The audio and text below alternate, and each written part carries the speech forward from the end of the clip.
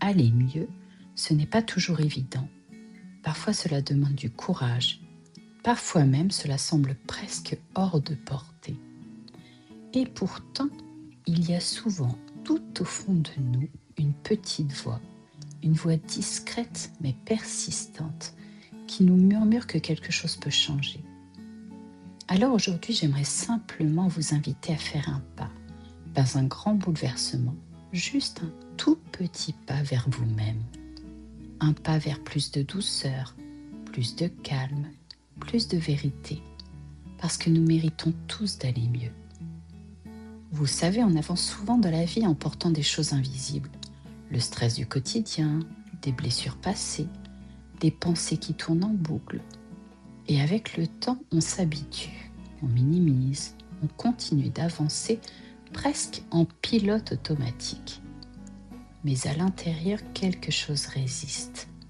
Une fatigue émotionnelle, un manque d'élan, une sensation diffuse que ça ne va pas vraiment. Et c'est justement là que tout commence. Parce que reconnaître que quelque chose ne va pas, ce n'est pas un échec. C'est un moment de lucidité, un moment de vérité. Et surtout, c'est déjà un premier pas vers le changement. Alors une fois que ce besoin est reconnu, une autre étape apparaît, souvent bien plus inconfortable. Le courage d'oser. Oser aller mieux, c'est accepter de sortir de ce qui est connu, même si ce connu ne vous convient plus vraiment. C'est faire face à certaines peurs, la peur du changement, la peur de ne pas y arriver ou parfois même la peur de ce que vous pourriez découvrir sur vous-même. Mais c'est aussi et surtout vous donner la permission d'y croire.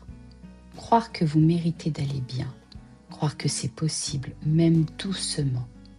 Et ce courage-là, il n'est pas réservé à quelques personnes, il est déjà en vous, parfois discret, parfois enfoui, mais bien présent. Et la bonne nouvelle, c'est que ce courage n'a pas besoin d'être immense pour commencer. Parfois, cela commence dans des moments très simples, comme ces journées où vous vous sentez épuisé sans raison précise, ou ces instants où vous ressentez le besoin de vous isoler, ou encore cette impression étrange de ne plus être tout à fait vous-même. Ces ressentis, vous les connaissez peut-être, et ils ont une chose en commun, ce sont des signaux, pas des faiblesses, pas des problèmes à cacher, mais des invitations à ralentir, à écouter et à ajuster. Alors concrètement, comment faire ce premier pas pour aller mieux ? Cela ne demande pas de tout transformer du jour au lendemain, évidemment. Au contraire, c'est souvent dans les petites actions que tout se joue.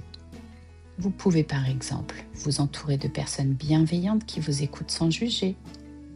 Vous accorder des moments rien qu'à vous, même quelques minutes dans la journée. Vous fixez des objectifs simples, réalistes, atteignables.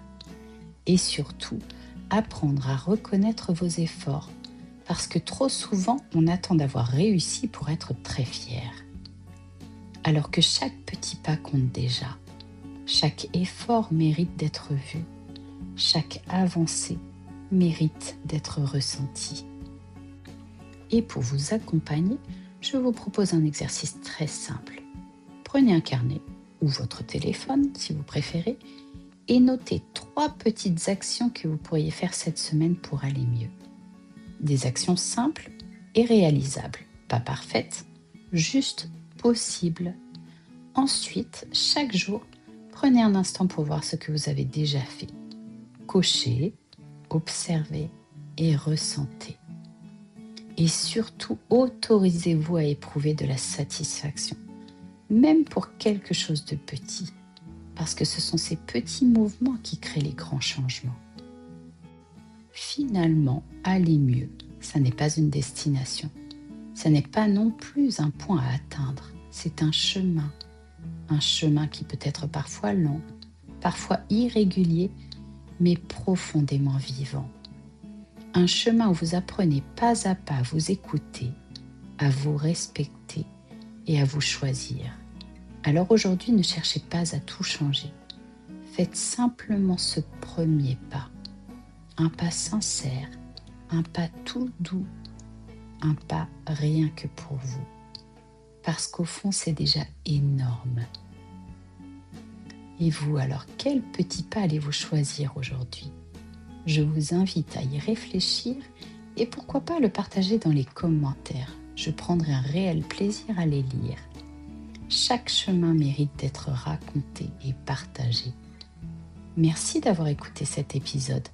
Pensez à le partager à des personnes qui pourraient être intéressées et ajouter un pouce pour m'encourager et me donner plus de visibilité. À très bientôt pour un nouvel épisode. D'ici là, pas à pas, laissez-vous inspirer par le changement.